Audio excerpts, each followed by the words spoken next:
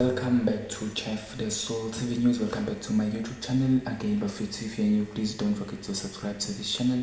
Don't forget to like this video. Don't forget to comment if you have anything to say like we comment section ngezansi. So mfowethu ke esiniphathele kona namhlanje i-video ke ka Selo Sebotsane. We know Selo Sebotsane ke from various media platforms, particularly TikTok. So TikTok ke itwe enza khona ke ama video kakhulukazi ke uthola ukuthi ke uyacula. He's making music currently with abafana ke abasebancane, amapiano ke kakhulukazi ke i-genre akushuthi ke abone ukuthi ke akaqhubeke nayo, but ke isikhathini esiningi nje you see him singing songs, doing lyrics out of blue, creating his own lyrics yabo kuma beats that are already existing. So yeah, recently kodwa there is a video nje, his last video agcine ke ukuyiposta ethinteke inhliziyo zabantu abaningi, because we know him ukuthi as umuntu ke osehlala yedwa due to the fact that he separated with unkosikazi wakhe yabo, due to ke izinto ke ehlukahlukene ke ezikakhulukazi ke ethinta ke ama issues omndeni ke kwi marriage. Yeah, so there were allegations ke kodwa ke kahle that he was not a good man by that time. He's been doing izinto ke ezithinta ke ungahlaliseki kahle ke kukankosikazi wakhe by that time. So recently Selo Sebotsane issued a public apology to his ex-wife Ushoki Sebotsane and their children for the abuse or for the ills, so to say, that he conflicted during their marriage. In his heartfelt statement, Uselo expressed deep regret for his past actions, acknowledging the pain, suffering he caused, as we have said, guys. So he took full responsibility for the harm ngokusho kwakhe, and uye emphasize his commitment to healing and rebuilding trust with his family. I've noted this thing or this statement before. Uma ngenza le video ngikhuluma ngayo lo baba, because most of the people were saying ukuthi akekho right, mhlambe now he is mentally disturbed. So I took time to make a video whereby ngizotshengisa ukuthi okay fine, the way aveza ngakhona ke inkinga anayo yabo, mental wise, in terms of psychology yakhe, because ngokwakhe yena he was showing, or he was speaking out through music, through lezi zinto azenzayo yabo. He was coughing out something, but then again without noticing, some people would say okay, this guy is not okay, this guy is a psycho and stuff, but then at the same time without realizing okay, there must be something, there must be assistant, there must be aid that is given to this guy. So up to now I think where he comes from, or what happened to him before we knew him, versus ama situations ahlangabezane nawo, or challenges that he faced ngesikhathi sesimazi, kube indlela ke ehlukile ukuresponda kwakhe towards lawo ma challenges, up to a level ukuthi ke gcine ke kuthinteka ngisho ifamily yakhe, of which ke ayihlangani nalezo zinto lezo, because ke ukuthola ukuthi ke lezi zinto ayibhekane nazo mhlambe ekhula ifamily yakhe ayingekho lapho, unkosikazi wakhe ayingekho lapho.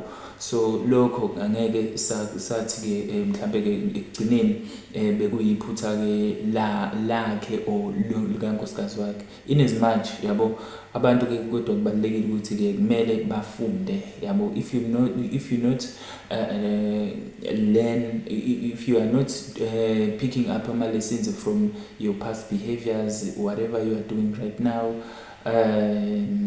ubona wena ukuthi ku-right konke, that means you are not a human being.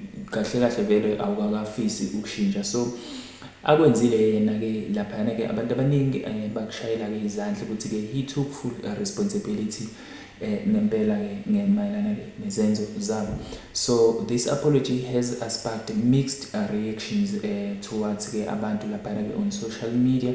Some were appreciating, njengoba sengishilo guys, ukuthi-ke yes, uzisubmithile yena as a subject, wakhombisa-ke ukuyisola. We don't know ukuthi-ke ngempela lokhu kwenza ngoba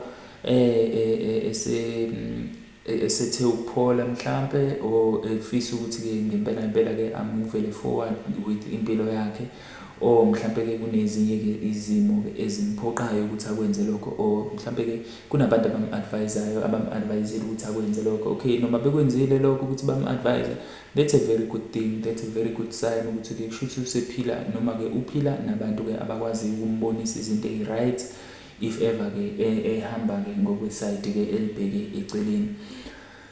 So bafethu nani-ke I don't know ukuthi-ke ikuphi-ke enihambiselana nakho ekuthenini-ke mayexolisa ngale ndlela axolise ngayo, and then-ke ukuthi-ke nina ikuphi mhlampe enikubona-ke ku-wrong ekuxoliseni kwakhe, yabo. Do you think guys-ke ingoba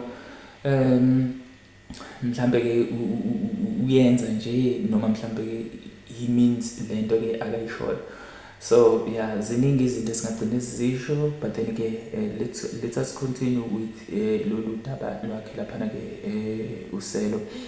So going forward bafethu, bathi laphana-ke i-apology i-acceptwe abantu-ke ngezandla ezimhlophe, and they had their reactions towards yona-ke i-message le akade idlulisa laphana kwi-platform leyaya, of which-ke u-X, I mean u-TikTok, sorry. So yeah, abanye-ke they felt ukuthi-ke i-apology iyodwa nje, ukuxolisa nje kwakhe kukodwa akukho enough. So ngithola nami ukudideka-ke lapho ukuthi-ke if someone is saying your apology is not enough, what else mhlampe-ke akumele yena ayenze njengobaba wazo lezi ngane, yabo.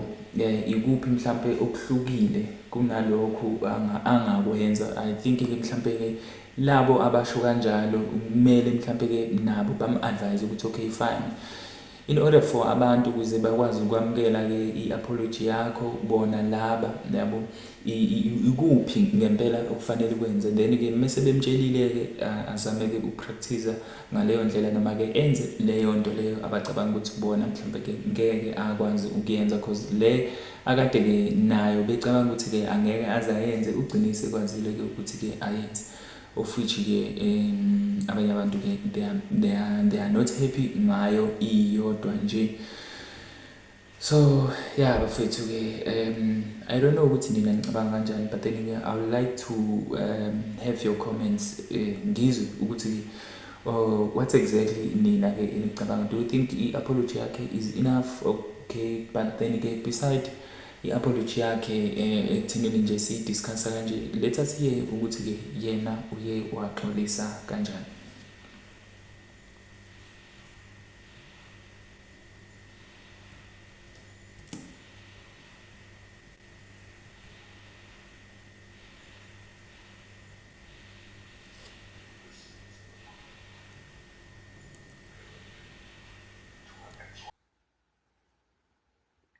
Dumelang. Greetings. This is an apology directed to my ex-wife, Rishoketswe Mola, and my two daughters, Oratile, Luena Karabo, for the part that I have played in hurting you, harming you. I am deeply sorry. I know words cannot break or cannot mend what is broken. I am working on myself, And I am looking forward to working with the young ones to try and stop this scourge, because with violence we go nowhere. Violence is no answer. It is not right. I repeat, it is not right. And as men, young boys, let's learn to let it out. Let's learn to speak.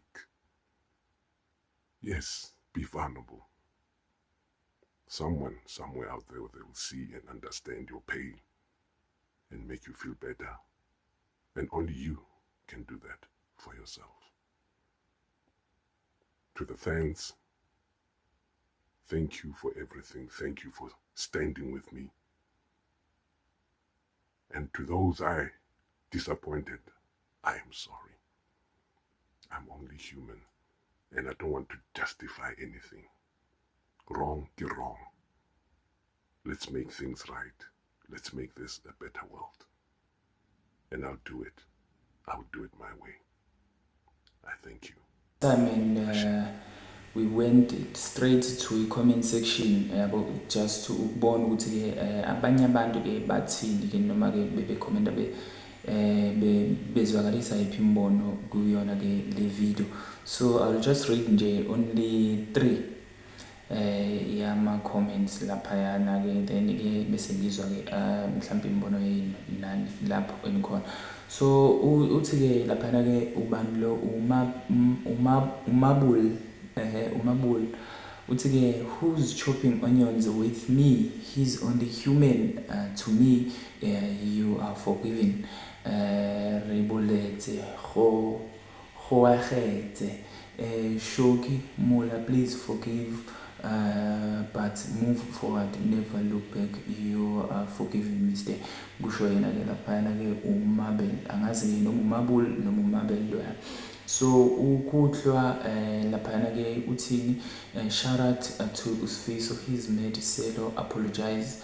And then the last one engizofundela yona lapha ke uthi ke ubandlo uPolito uthi ke, I didn't expect this Grootman, but pick up for apologizing. It takes a real man to apologize. Danko.